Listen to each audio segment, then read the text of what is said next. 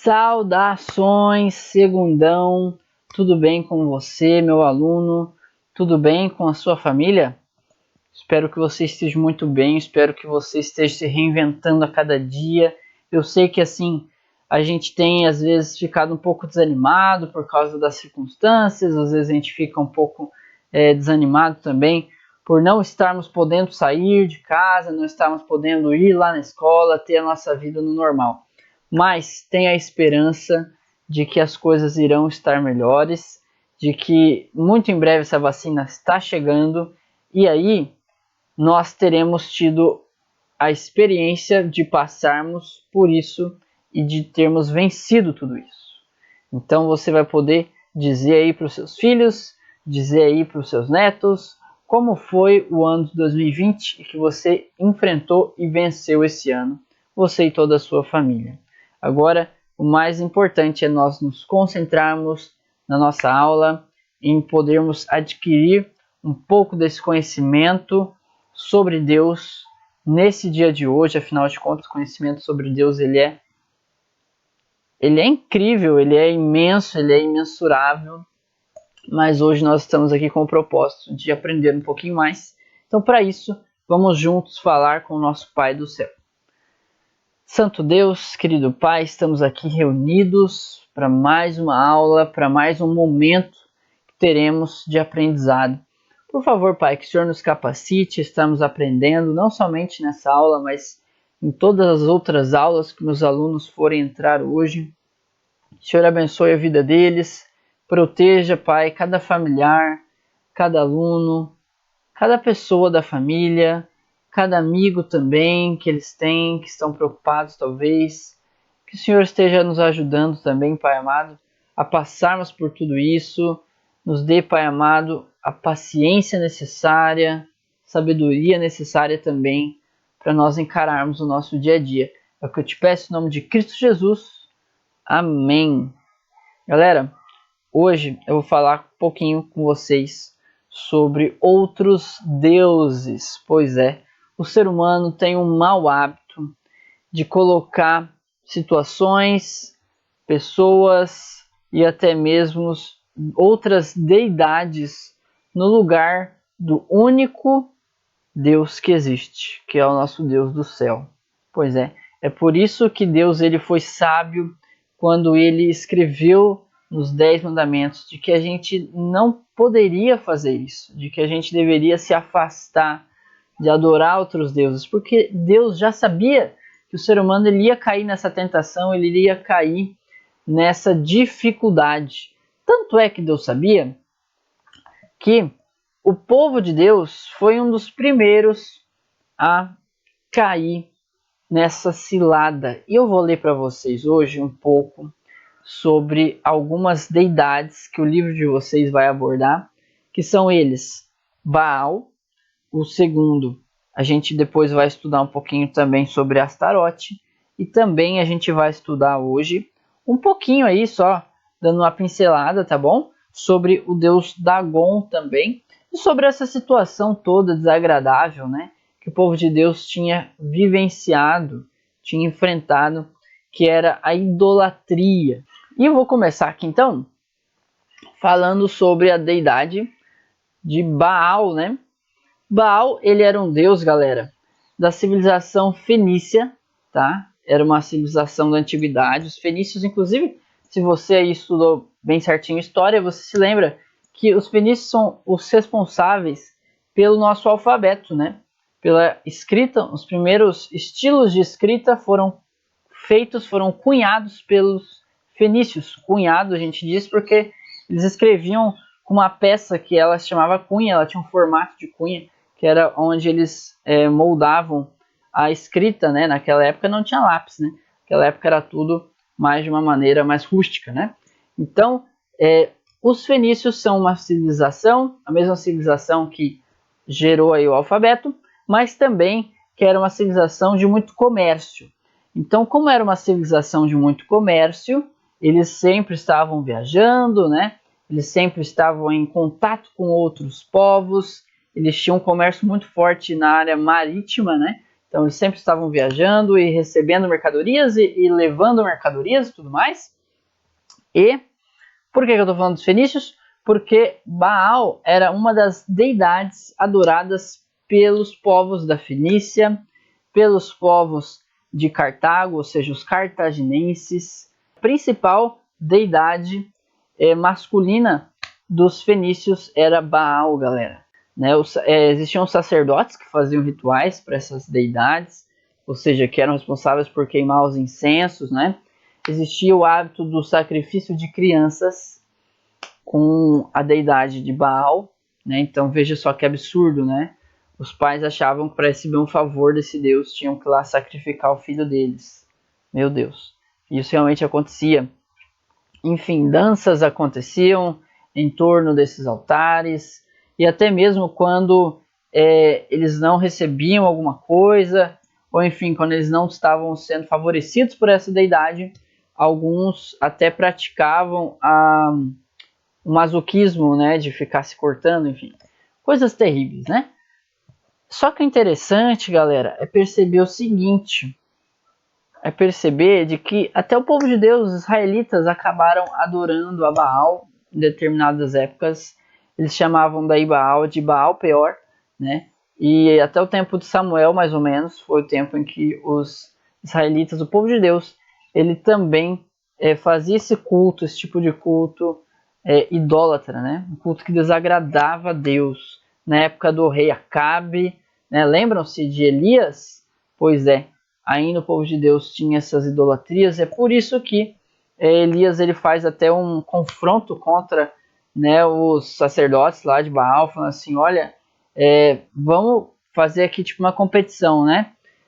O Deus verdadeiro vai mandar fogo do céu. E aí vocês sabem a história, só o Deus que realmente existe, que é o Deus verdadeiro, o Deus de Elias, o Deus de Abraão, Isaac, Jacó, é que mandou o fogo cair do céu. Enfim, esse é um resuminho para você de Baal. A gente tem também a questão ali do deus Dagon.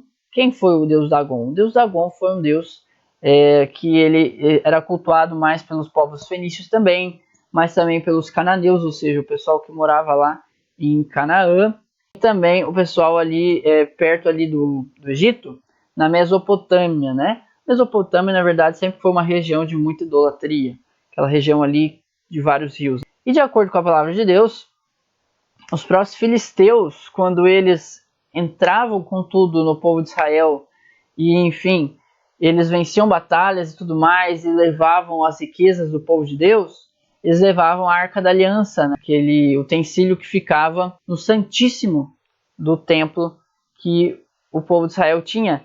E olha só que interessante, eles pegavam essa Arca da Aliança e eles colocavam no templo desse deus Dagon. Olha que absurdo, gente. Eles colocavam uma coisa totalmente de Deus, que é onde tinha até os 10 mandamentos dentro, que era a Arca da Aliança. Eles colocavam de propósito os filisteus na frente desse templo do deus Dagon.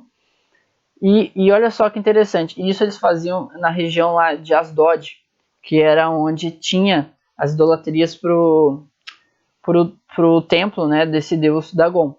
E olha só que coisa incrível, você vai ler, se você pegar sua Bíblia aí e abrir em 1 Samuel, capítulo 5, e ler ali a partir do verso 3, verso 4, 5, 6, 7, 8, vai lendo ali esses versinhos ali, até o verso 10 já está ótimo, você vai ver que muitas vezes que eles faziam esse tipo de prática idólatra na frente de Deus, né, zombando com as coisas de Deus, do Deus verdadeiro, olha só que situação que acontecia. Certa vez eles fizeram isso também, de capturar a Arca da Aliança e colocar lá nesse templo do deus Dagon. E 1 Samuel 5, verso 3 vai dizer que no dia seguinte, esse deus pagão deles, as imagens dos deuses pagãos deles, estava prostrado, ou seja, como se estivesse de joelhos diante da Arca da Aliança, da Arca do próprio Deus. Olha só que coisa, né? Deus fez de propósito isso, sabe? Para eles pararem para pensar, sabe? Que esses deuses, gente, é só pedaço de madeira, é tudo, sabe? Isso não existe. É como se você estivesse adorando, sei lá, um pedaço de concreto, entendeu? Que não vai fazer nada por você. E daí você vai ver também no versículo 4 aí na sequência, 1 Samuel 5,4, de que no outro dia também esse Deus ele estava lá prostrado, né, essa imagem, e aí com a cabeça e a palma das mãos decepadas assim. Então Deus estava realmente mostrando para eles de que esses negócios eles não deviam dar bola para essas idolatrias, porque isso era pecado. Enfim, você vai continuar lendo aí e você vai ver que os filisteus ficaram com tanto medo dessas coisas que Deus foi fazendo para mostrar que eles estavam errados, que eles deram um jeito de se livrar da Arca da Aliança. Eles deram um jeito de levá-la embora dali, porque eles ficaram com medo do que Deus podia fazer contra eles. Agora, isso tudo para você entender que Deus ele abomina idolatria. Agora vamos lá, Astarote, que era o que eu falei que a gente vai falar hoje, né? Astarote foi uma das deidades que existia, inclusive era conhecida como a deusa da lua. Tem outros que falam que era a deusa da fertilidade, ou seja, da sexualidade e tal, deusa da guerra, né, e tal. Hoje em dia, se a gente for trazer para o nosso século, é dela que surgiu o hedonismo, dela que surgiu esse culto ao sexo explícito, ao sexo, enfim, como algo maravilhoso, como algo que deve ser quase que idolatrado, né? A gente vive numa geração hedonista, né, de uau, viva os prazeres da minha carne, as pessoas são livres para fazer o que elas bem entenderem, para se relacionarem, enfim, da maneira aí como quiserem, né, com a sua sexualidade. Só que Deus é contra esse tipo de atitude, esse tipo de, como se fosse né, uma doença pelo sexo, assim. Enfim, essa era a deusa então Astarote. Os cultos para ela você já deve imaginar como é que eram, né? Aqueles cultos bem idólatras em que envolvia questão de, enfim, né, de prostituição, de muita festaiada, e, enfim, coisas que Deus abomina. E, gente, olha só que louco. Recentemente também, na Revolução Francesa, vocês sabem que na Revolução Francesa foi um período que a França ela estava bem pagã, assim, né? Bem não cristã. E nessa época, na igreja de Notre Dame lá, aconteceu o seguinte: eles tinham estabelecido uma deusa lá deles, que era como se fosse a deusa da razão, né? Porque nessa época de Revolução Francesa, era a mesma época do Iluminismo. Você sabe que o Iluminismo era a época que o pessoal estava abominando o que aconteceu na Idade Média, de que eles deviam começar agora a dar bola só para racionalidade, só para razão, deixar as coisas de religião para lá, né? Tals. Então, aí eles elegeram lá uma mulher, uma atriz muito linda, muito bonitona, né? Como a deusa da razão. Isso foi em 1793, tá? Ela entrou lá na igreja de Notre Dame, que é aquela bem conhecida, né? E tals, mundialmente conhecida, e ela nesse momento, ela zombou de Deus, zombou da Bíblia, inclusive fez gestos obscenos para a Bíblia, enfim. Isso aconteceu nessa época. 15 anos depois, teve um chamado do hospital, né? Um médico foi atender uma mulher que estava agonizando, estava, enfim, muito doente, agonizando, quase que morrendo, assim, sabe? E aí ele foi fazer os exames, tudo mais, e ele descobriu que a identidade dessa mulher era essa atriz, né, que tinha sido a deusa da razão. Então olha só que loucura, né? O ser humano tenta se colocar sempre no lugar de Deus, ou colocar coisas no lugar de Deus, mas o ser humano não é autossuficiente, gente. O ser humano, ele é falho, ele é frágil, ele é pecador, ele adoece, ele morre, sabe? O ser humano, ele não pode se colocar no lugar de Deus. E é por isso que eu vou te dar uma tarefinha hoje, para essa semana, para você fazer a página 36 e 37 do nosso livro, que vão falar a respeito disso que a gente comentou. Exercício 1 e 2, tá bom? Página 36 e 37, exercício 1 e 2. E lembre-se, essa questão de idolatria, enfim, a gente acha que isso passou. Na verdade não, galera, isso só ganhou outras nomenclaturas e ainda existe no nosso meio. Falei para vocês do hedonismo, né? Dessa coisa de hoje em dia se procurar a busca pelos prazeres e tal. E você sabe que a Bíblia diz que antes de Jesus voltar, o mundo estaria exatamente assim. As pessoas estariam buscando mais seus próprios prazeres do que serem amigas de Deus. Qual o problema disso? O problema disso é que a amizade de Deus, segundo a Bíblia, é você estar perto de Deus. Ou seja, as pessoas estão longe de Deus, buscando seus prazeres, as suas idolatrias, nesse mundão afora. E Deus está voltando, Jesus está voltando. O juízo dele está voltando juntamente com ele. Esse mundo vai ser julgado, né, segundo as obras de cada pessoa.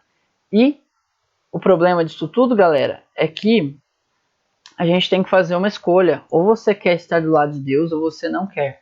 Ou você quer andar com Deus e seguir os preceitos dele, ou você quer andar distante dele e seguir as modas desse mundo. E as modas desse mundo são modas idólatras. São modas que vão te levar a seguir prazeres aí e situações a você tirar Deus do lugar dele, de adoração, e começar a adorar ou é você mesmo, suas próprias vontades, ou ao sistema capitalista. Enfim, você tem N possibilidades aí. A gente tem até mesmo uma nova religião no mundo hoje em dia, que é o consumismo, que é a alegria através do que você pode pagar, do que você pode comprar. Isso não traz felicidade. Fique com Deus, Deus te abençoe. Eu falo isso do fundo do meu coração, porque eu quero que você seja feliz, e felicidade, segundo o que a palavra de Deus diz, é estar andando com Deus.